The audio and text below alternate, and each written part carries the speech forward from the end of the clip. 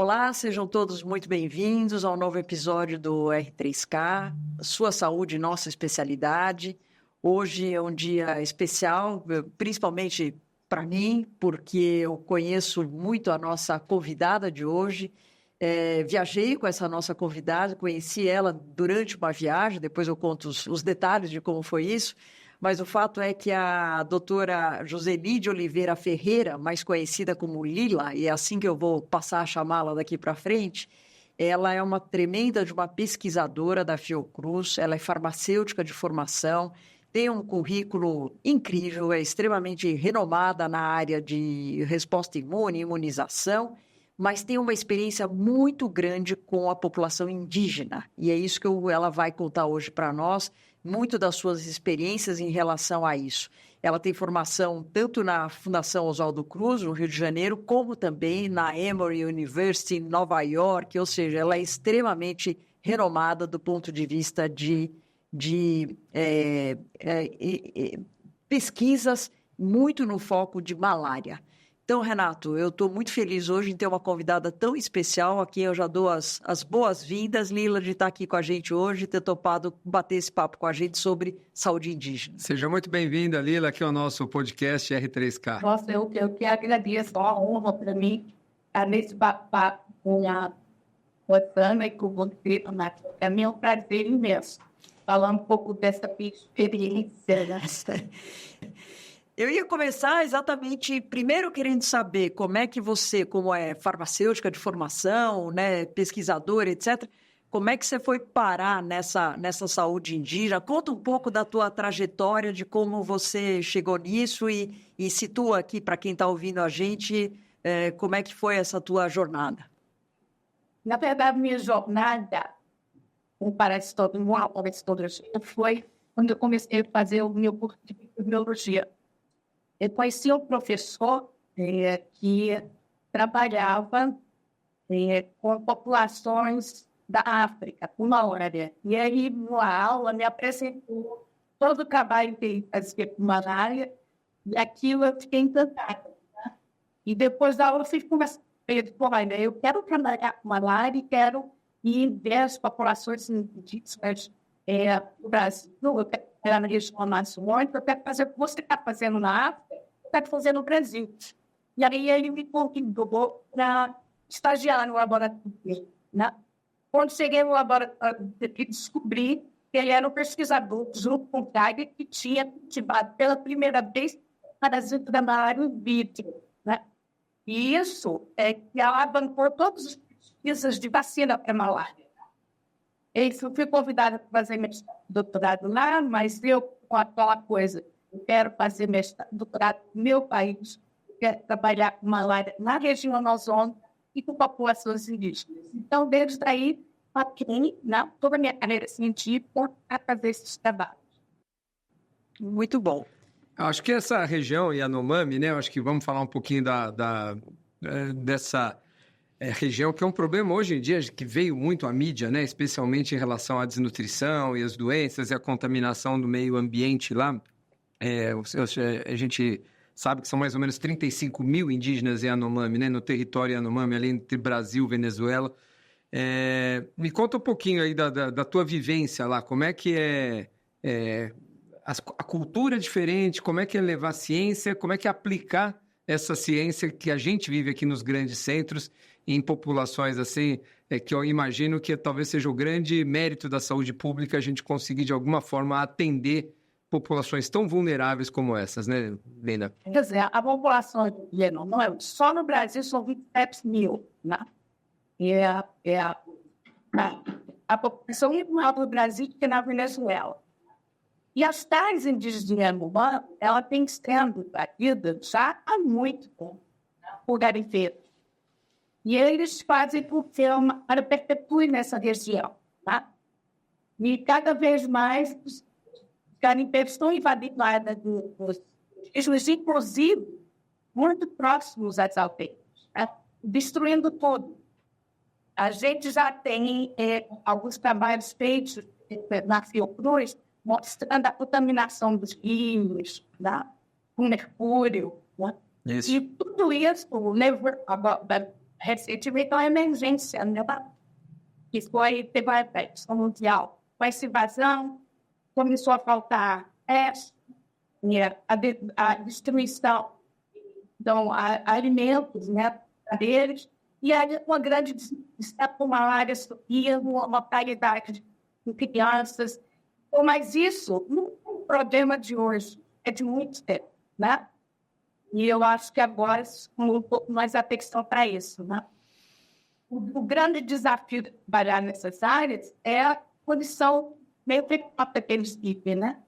Então, a única maneira de você chegar nessas regiões é numa rua pequena, onde a gente aterriza uma parede, e tem que levar tudo, né? E a distância de uma aldeia para outra, às vezes, são 5 dias caminhando, né? Então, a gente faz tudo isso, né? Além de não ter jeito, você tem que programar para fazer uma assistência que não dependa de energia. Você imagina fazer isso nessas regiões, fica muito mais complicado. Mas a gente vai adaptando, tentar de alguma maneira, né? Fazer alguma coisa para essa população. Fazer vacina, né? Sem energia elétrica, sem conservação, sem rede de frio, imagino. Eles dizem que fazem um mutirão imenso para poder aplicar as vacinas, né? Eles falam que 80%, por exemplo, da vacina da hepatite, ela foi feita na região. Mas eu acho que é muito complicado, né? Primeiro, porque você tem que fazer o esquema completo, né? A falta de energia, você tem que andar 5 dias descendo o rio abaixo para poder dar a vacina. Não tem jeito, né? E mesmo as condições de você tomar essas vacinas, né? Então, é mais complicado, né? E, Lila, cada vez que você vai, ou às vezes que você foi, você deve ter que passar um tempo bastante prolongado para, inclusive, primeiro se adaptar, levar tudo, se locomover de uma... Eu imagino que você fez a pé, é isso? Essa locomoção de uma aldeia para outra, levando as coisas. Então, exatamente. Conta assim, acho que você precisa de tempo para ficar lá para poder fazer. E o que você faz de pesquisa, assim, no sentido prático, se tem a ver com vacina, com tratamento, com dados epidemiológicos em relação à malária? Eu trabalho com malária, mas a demanda da região era também outras doenças, né? E como eu comecei a trabalhar com co-infecção, a gente começou a ver a malária, hepatite viral, que era também uma demanda dele, e parasitoses intestinais, que eram as coisas mais frequentes que eles reclamavam na região, né? Assim, os resultados que a gente teve foi, assim, um absurdo. 100% dos indígenas, ele tem parasitose intestinal, a maioria com mais de 3 tipos de parasitas, muitos co-infectados também com malária, são tantos os sintomas que eles têm, que também com outras doenças que a gente nem pôde fazer o diagnóstico, né?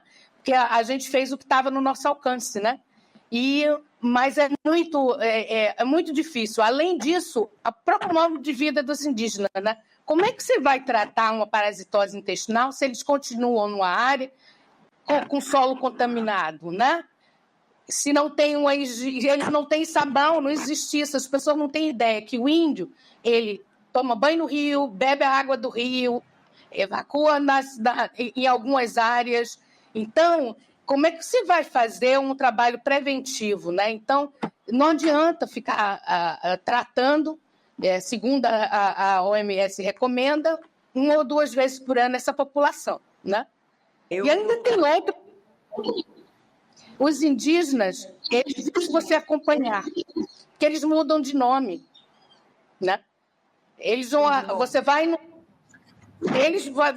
viagem, atende aqueles pacientes, quando você vai atender de novo, eles já dizem outro nome, porque eles não gostaram do nome que tinha antes. Então, você precisa ter pessoal para reconhecer os índios e saber que aquele indivíduo, por exemplo, só tomou a primeira dose da vacina, não tomou a segunda, entendeu? E aí fica... são os problemas que a gente tem culturais também, né? Não, eu estou lembrando, você está falando, a minha experiência, claro, não é com indígenas, mas é com a população ribeirinha na Amazônia, né? A gente tem um projeto que vai com o barco, a gente tem um barco hospital, que a gente anda também 3 dias para chegar nas comunidades ribeirinhas e com toda essa dificuldade que você está contando. Então, parasitose intestinal, 100% dos ribeirinhos tem. E é o que você falou, todo ano a gente leva a medicação para desvermifugá-los, mas não adianta nada. Porque eles continuam, o rio é a vida deles, né? Então, eles se banham no rio, tomam água do rio, cozinham com a água do rio. Então, isso acaba sendo uma coisa crônica, por mais que você tente fazer algum serviço, inclusive de orientação, né? De fazer algum tipo de... que a gente tenta fazer perto de bananeiras, se você coloca ali os locais para evacuar, para ver se tem uma absorção e acaba não contaminando as águas do rio, é muito complicado. Então, essa logística toda é bastante complicado. Lila, queria te perguntar um pouco sobre a malária, né? A gente sabe que as primeiras vacinas aí que estão sendo licenciadas no mundo não é para a nossa malária aqui no Brasil, para o Vivax que circula aqui, as experiências já exitosas com a vacina na África. Você vê onde você pesquisa alguma perspectiva de vacina para a malária Vivax aqui no Brasil, para esse plasmódio, em vias mais de desenvolvimento, mais finais? Porque a gente sabe a dificuldade que são vacinas para doenças negligenciadas de países pobres, do medicamento, da assistência, e da vacina não é diferente, né? Pois é. A malária já é bem mais desafiadora, porque são 4 espécies de parasito que infectam o homem, né? E a gente tem a vacina apenas para uma. E os avanços surgiram porque pode cultivar in vitro. Então, a gente pôde estudar melhor os antígenos. Então, o Vivax, ela está avançando, mas a dificuldade é essa. Como ter acesso aos antígenos do parasita se a gente não consegue cultivar em larga escala, extrair antígeno e utilizá-los, né, para fazer imunizações e testes, né? E a vacina para falciparum, ela não protege contra as outras espécies. Então, isso é mais complicado, né? E outra coisa, nós já tínhamos uma vacina para falciparum há muito tempo, né? E foi aprovada pela OMS justamente com essa ideia, né? Essa noção que a vacina agora ela não precisa proteger 100%. Se ela diminuir ou inibir que o indivíduo morra, que a gravidade, ela já é aprovada. Isso fez com que essa vacina fosse aprovada na África. Ela tem 40%, quer dizer, a eficácia não é muito boa, mas ela protege 40% da malária grave. E se você pensar que na África morrem 500 mil crianças por ano de malária grave, os 40% eu acho que é louvável, né? Então, a gente tem que pensar agora não em vacina que proteja da infecção, né? E se ela tem algum benefício, eu acho que a gente tem que apelar. Primeira causa de morte no mundo é a malária, em crianças de 1 mês a 1 ano de idade. 11% dos óbitos das crianças no mundo são por malária, 11,2% o número mais exato. Então, realmente, nós estamos frente a um problema de saúde pública, mas eu insisto nesse aspecto. É uma doença negligenciada, doença tropical, de país pobre. Os investimentos são muito ainda aquém do que a gente gostaria, né? Infelizmente, para tratar não só a malária, mas todas essas doenças desses países. Né? Olha, o Brasil ele tem um bom programa de controle de malária, né? Inclusive, a gente baixou o plasmódio falciparum, a infecção maior agora é Vivax, né? A gente tem em algumas áreas, no máximo 20% de falciparum. Então, isso eu acho que já foi louvável do programa, né? O problema do Vivax é que você tem as formas dormentes que ficam no fígado. Então, independente do indivíduo se infectar ou não novamente, essas formas são reativadas e o indivíduo tem uma nova malária. Então, isso é mais difícil de se controlar, até mesmo que a gente não tem como diagnosticar se o indivíduo está tendo uma nova infecção ou se uma infecção... Uma reativação, né? Então, esse é um grande problema do Vivax e de uma vacina para o plasmódio Vivax. E você acha que o Brasil tem um papel importante do ponto de vista de pesquisa exatamente para vacinas mais próprias para o tipo de malária que nós temos aqui? Importantíssimo. A gente tem colaborações com laboratórios do mundo inteiro e eles têm o maior respeito pelos dados que a gente... Fiocruz, né, Lila? Fiocruz, Fiocruz em geral, René Rachou, também no Paraná, né? Então, a gente, assim, tem contribuído e muito, né? Se você vê alguns artigos de revisão sobre vacina de Vivax, a maioria dos autores, eles se referem aos artigos, são de brasileiros, né? Então, isso é muito importante para a gente, né? E nós estamos na luta, né? É isso aí. Voltando aqui para a saúde indígena, Lila, eu comentei que a gente se conheceu numa viagem, né? A gente não se conhecia, e indo lá para o Jalapão, fizemos uma viagem juntas, e no fim a gente descobriu que a gente tinha muitas coisas em comuns, né? No sentido de tanto da parte de doença infecciosa, pessoas em comuns, e eu lembro que você contava umas histórias, umas passagens suas durante a sua expedição lá com os Yanomamis e tudo que você passou. Queria que você relatasse para nós aqui alguma coisa que você lembra que possa ser interessante, alguma coisa em relação à cultura deles, à aceitação deles de vocês estarem lá como pesquisadoras, como mulher. Pois é tão complicado a gente levar uma equipe, principalmente de médicos, né? Que a gente chega numa área dessa, não existe banheiro, não existe alimentação, a gente tem que levar. E todo o percurso para as aldeias é tudo a pé, né? Então, além de você querer fazer pesquisa, você tem que ter também, né, poder caminhar bastante, né? Subindo e descendo o morro. E, por incrível que pareça, os Yanomamis, eles são pequenininhos, eles são magrinhos, e eles têm uma resistência que é absurda. Enquanto a gente sobe o morro com a língua de fora, eles sobem o morro com todas as nossas tralhas para nos ajudar, porque a gente também não consegue, e assim, respirando como se nada tivesse acontecendo, né?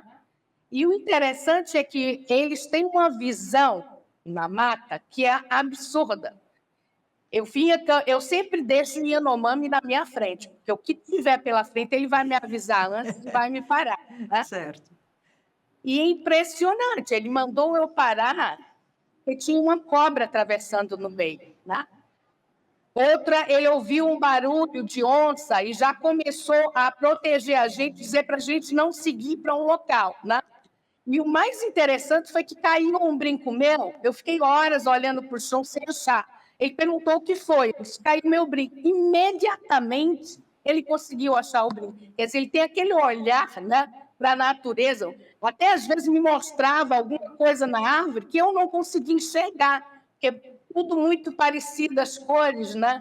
Então, eu acho isso fantástico. É um instinto de sobrevivência, né? Ele tem que estar muito mais ligado e talvez até desenvolva mais esses sentidos para exatamente poder...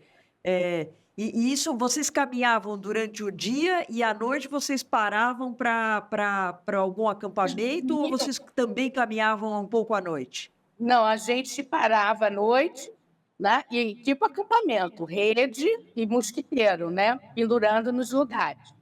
E nos locais onde a gente ficava, eles cediam uma parte da residência deles para a gente, né, ficar, né? E as residências são lindas, elas são oval, aberta no meio, né? E é muito interessante. Outra coisa também que eu gostaria de mencionar é o senso de preservação que esses indígenas têm, né?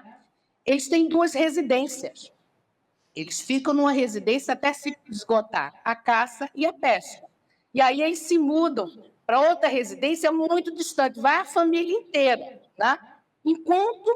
E ficam lá enquanto essa área aí, ela se recupera, né? Às vezes passa o ano inteiro em outro local, né?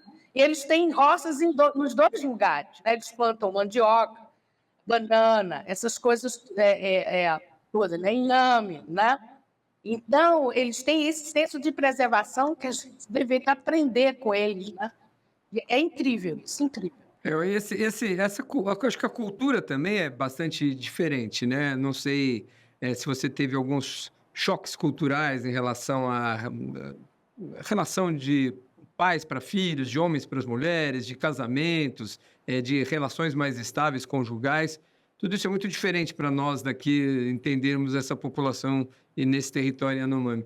Mas minha pergunta é assim, você já teve malária? Primeira pergunta. E o que você fazia para se proteger? Se você fazia uso de remédio, a tal da quimioprofilaxia, né, nas suas permanências mais longas no território Yanomami? Olha, nunca fiz quimioprofilaxia. Eu queria ter o remédio no bolso e eu mesmo fazer meu diagnóstico e a laminazinha, né?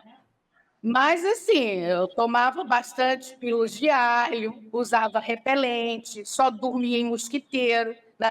Obviamente que em alguns momentos eu me expus muito, mas, por sorte, nunca peguei, né? E minha sorologia é negativa. Olha, tá se cuidando bem, Está então. se cuidando bem, sem dúvida, é isso aí. E em relação a isso que o Renato comentou, de choque cultural, sobre o relacionamento de famílias, alguma coisa que te chamou a atenção, que seja muito diferente? Ah, achei fantástico, que em algumas aldeias, a mulher pode ter dois maridos. Ah, é?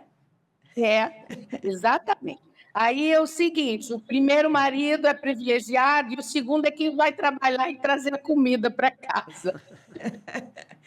E eles também podem ter mais de uma mulher, é isso? Eles têm, sim, mais que uma mulher, né?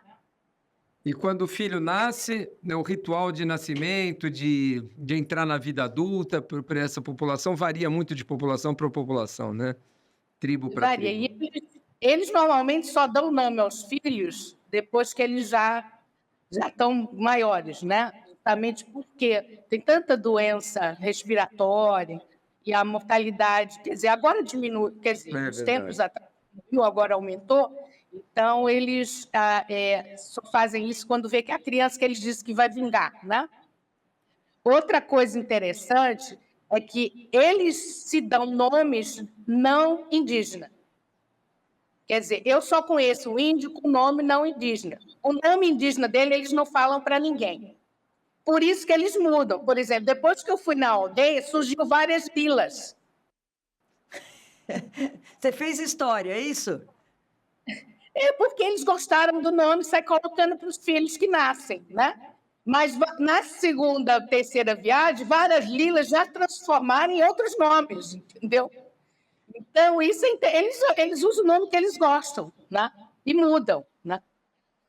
E do ponto de vista da saúde, imagino que tenha lá ou o pajé ou alguém que seja mais que oriente em termos de saúde por causa de fazer os chás, as ervas, alguma coisa. Tem alguma coisa no cuidado da saúde deles que tenha alguém mais responsável e que passe esses ensinamentos de geração para geração? Ele tem os rituais que eles usam uma erva e que eles fazem um preparo em que eles inalam, é um canudo grande, um sopra no nariz do outro, né? E aí, em transe, o que é que eles fazem? Eles fazem todo um ritual de cura, ritual de tirar espíritos que não são bons da própria aldeia, né? E, assim, tudo isso é permitido, né? Eu acho interessante, porque as pessoas que estão trabalhando na área, eles dizem assim, existe o medicamento, mas vocês podem fazer o ritual de vocês, né? Mas é interessante porque eles conseguem, às vezes, diferenciar o que é doença de não índio, como malária, né?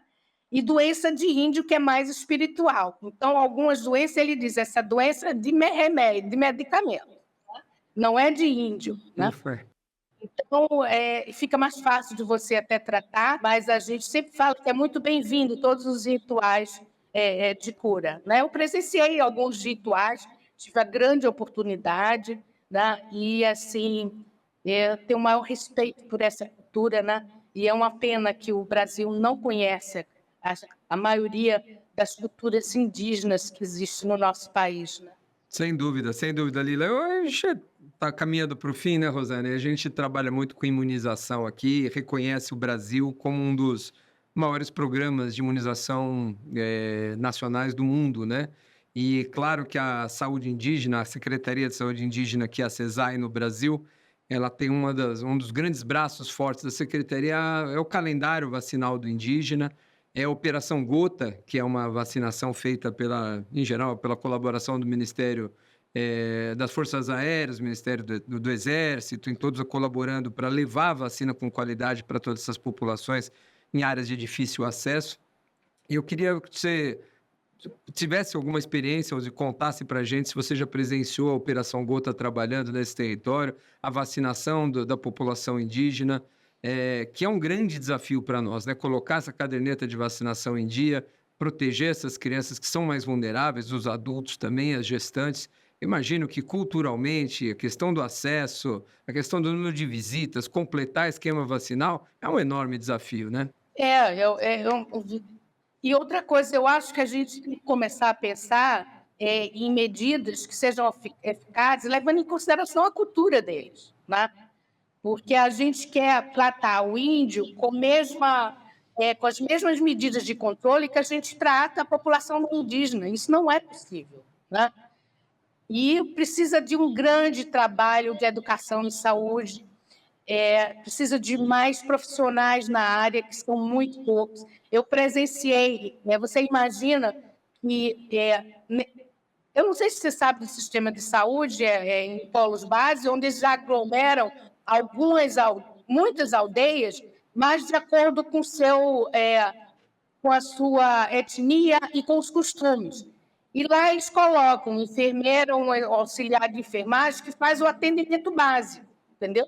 Agora, você imagina, são poucos profissionais para isso. E mesmo assim, os profissionais têm que caminhar para ir atender e voltar para o posto, levar medicamento. Quer dizer, a gente precisa vencer essas barreiras, sabe? Ter mais pessoal para trabalhar. Até para fazer o diagnóstico de malária, era impressionante. Tem aldeias que são tão isoladas que você leva 2 dias para chegar lá, faz o diagnóstico e tem que ficar lá para o tratamento. Senão, como é que você vai fazer isso? O tratamento é um pouco longo, né? E chamar cada um para dar o tratamento na boca, porque senão eles não aparecem. Então, existem tantos desafios, né, para se trabalhar no área indígena. A gente precisa muita verba. E, sem contar que tudo é via avião, né? Eu acho que os maiores desafios que a gente tem nessas populações tão isoladas, seja você lá na população indígena, a gente com a população ribeirinha, é o acesso. E isso custa caro, né? A Operação Gota, a gente ouve mesmo o próprio Ministério falando, para cada criança que você consegue e deve conseguir a vacinação, a logística que é tudo isso, né? Você tem o deslocamento, tem que chegar de avião, ou seja, tudo isso é bastante complicado. Então, eu acho que o que fica aqui de recado, né, Lila, é em relação principalmente à dificuldade e é o que você falou, as autoridades têm que entender que aquela cultura é daquele jeito, a gente não pode impor coisas diferentes, mas, por outro lado, a gente tem que levar também o que a gente tem, principalmente de prevenção para eles, para as doenças de branco, vamos dizer assim, né? Já que essas doenças que a gente acaba levando vacinas não são doenças de índio. Então, acho que é isso que fica mais em relação ao que a gente pode fazer. Algum comentário final que você queira fazer, Lila? Eu queria, sim, eu acho que quando pensamos nas populações indígenas, né, o cuidado vai além do acesso a serviço de saúde, né? A gente tem que reconhecer que é uma população que é vulnerável a doenças infecciosas, respeitar seus conhecimentos tradicionais e criar políticas públicas inclusivas que considerem suas necessidades específicas, né? Porque é muito específico as necessidades indígenas. Então, a gente precisa proteger a saúde dessas comunidades. Isso significa o quê? Proteger o patrimônio cultural e a biodiversidade que elas representam, porque eles são os maiores espalhadores de biodiversidade na mata e quem mais preserva, né? E eu acho que a ciência, quando aliada à política pública, bem elaborada, ela pode ser um motor de transformação social, né? Ela promove saúde, dignidade e um futuro melhor para todos, especialmente para os povos indígenas, que tanto têm a nos ensinar sobre a relação e harmonia com o meio ambiente. Sem dúvida. Muito bem, belo final. Belas palavras. E eu falo a mesma coisa em relação aos ribeirinhos. A gente fala que a gente cuida de quem cuida da floresta. Quem, de fato, preserva e cuida, porque aquela é a casa deles, são os povos originários, os povos que estão lá há muito tempo. e nós estamos só temporariamente fazendo, muitas vezes, um estrago danado, né, do que a gente acaba causando para eles, levando doenças que eles nunca viram, né, varicela, catapora, quantos surtos a gente já levou para eles, né?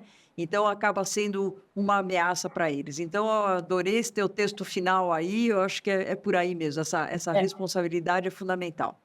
E é preciso mais dinheiro para pesquisa. Eu quero te falar que para eu conseguir dinheiro para trabalhar na área, eu tive que fazer milhões de projetos. A maioria não aceitava porque achava que era assistencialismo, né?